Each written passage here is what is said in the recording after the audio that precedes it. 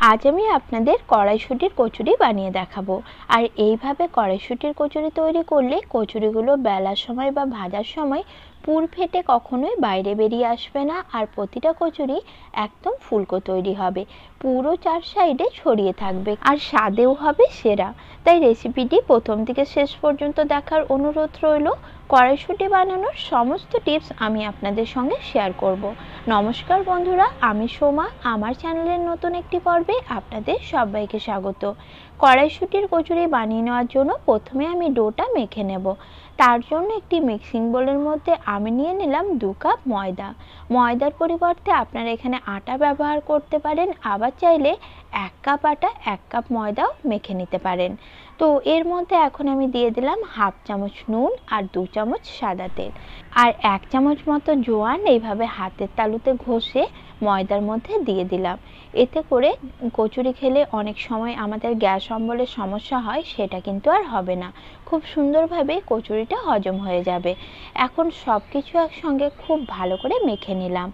সব কিছু ভালো করে মিশিয়ে নেওয়ার পর হাত দিয়ে মুঠো করলে যখন দেখবেন ময়দাটা সহজেই দলা পাকিয়ে যাচ্ছে, তখন বুঝতে পারবেন ময়দার মধ্যে তেলের পরিমাণ একদম পারফেক্ট রয়েছে। আর ময়দার মধ্যে যদি তেলের পরিমাণটা পারফেক্ট হয় তাহলে কচুরিগুলো এমনিতেই নরম আর ফুলকো হবে।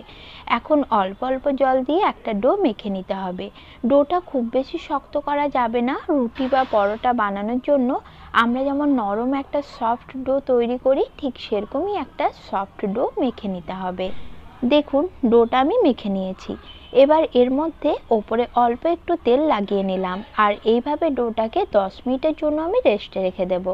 সেই ফাঁকে কচুরির পুরটা তৈরি করে নেব। কচুরির পুর বানিয়ে নেওয়ার জন্য একটি সসপ্যানের মধ্যে জল আমি গরম হতে রেখে দিয়েছিলাম।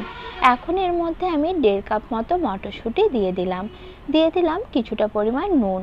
এখন সব কিছু ভালো করে মিশিয়ে ঢাকনা দিয়ে ঢেকে এই 3 থেকে 4 মিনিটের জন্য মটরশুঁটিগুলো সেদ্ধ করে নেব। 4 মিনিট পর ঢাকনা খুলে নিলাম আর এই মটরশুঁটিগুলো এখন ভালো মতোই সেদ্ধ হয়ে গেছে। মটরশুঁটিগুলো জল থেকে ছেঁকে নিয়ে তারপর ঠান্ডা জল দিয়ে ধুয়ে নিয়েছি। এখন মটরশুঁটিগুলো ঠান্ডা হয়ে গেছে, এটাকে আমি এখন একটি মিক্সার জারের মধ্যে নিয়ে নিলাম। তারপর এর মধ্যে দিচ্ছি 1 ইঞ্চি আদা কুচি, 2টো কাঁচা লঙ্কা। সব কিছুর একটা পেস্ট আমি তৈরি করে নিয়েছি। দেখুন এরকমই একটা পেস্ট তৈরি করে নিতে হবে। মিক্সি না থাকলে আপনারা এটা শিলে অথবা পাটায়ও বেটে নিতে পারেন। এবার এটা রান্না করে নেব। তার জন্য একটি ফ্রাই প্যানের মধ্যে দিয়ে দিচ্ছি 2 চামচ মতো সাদা তেল। তেলটা গরম হয়ে গেলে এর মধ্যে আমি হাফ চামচ দিয়ে দিচ্ছি কালো জিরে।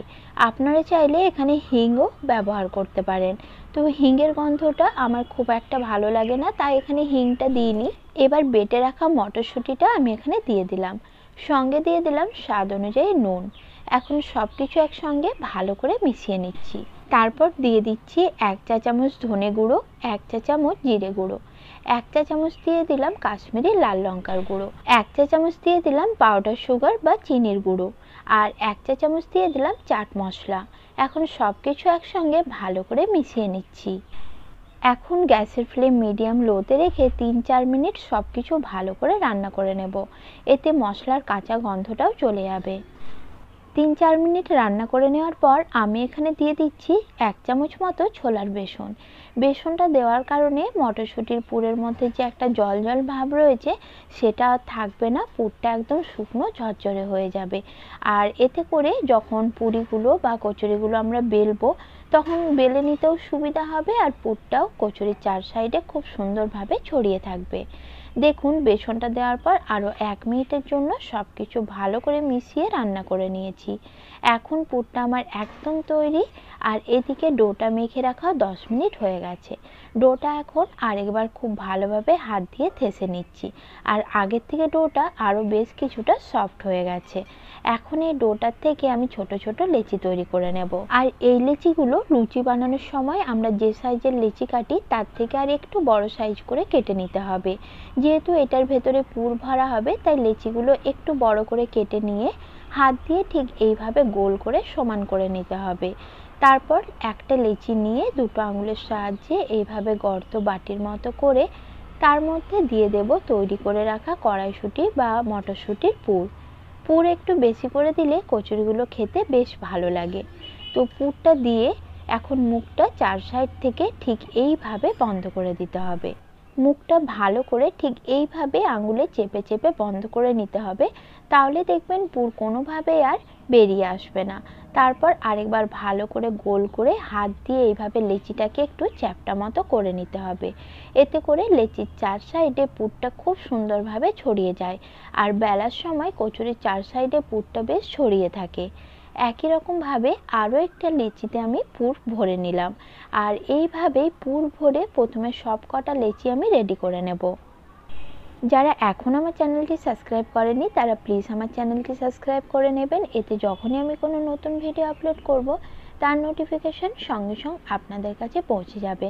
আর যারা ফেসবুক থেকে দেখছেন তারা প্লিজ পেজটিকে ফলো করে নেবেন। দেখুন সব কটা লেচি প্রথমে পুর ভরে আমি রেডি করে নিয়েছিলাম।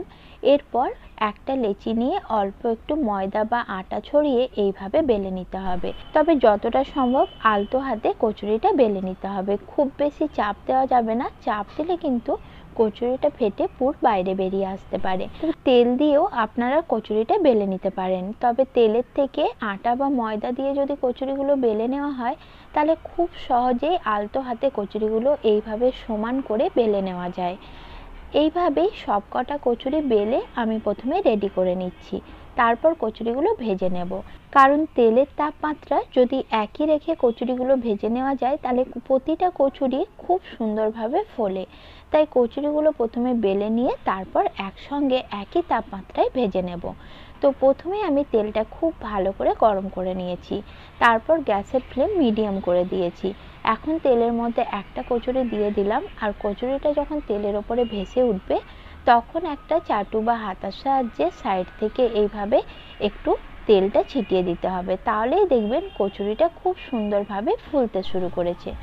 দেখুন কচুরিটা খুব সুন্দরভাবে ফুলেছে। এখন কচুরিটা উল্টে পাল্টে আমি লালচে মুচমুচে করে ভেজে তুলে নিচ্ছি। একই রকমভাবে বাকি কচুরিগুলো ভেজে নেব। আর এইভাবে কড়াইশুঁটির কচুরি তৈরি করলে প্রতিটা কচুরি এরকম সুন্দরভাবে ফুলবে, আর বাইরের থেকেও মুচমুচে হবে, ভেতর থেকেও হবে একদম পুরে ভরপুর। দেখুন কচুরিগুলো কি সুন্দর তৈরি হয়েছে। রেসিপি আপনাদের কেমন লাগলো কমেন্টে অবশ্যই জানাবেন। নমস্কার বন্ধুরা, সকলেই ভালো থাকবেন।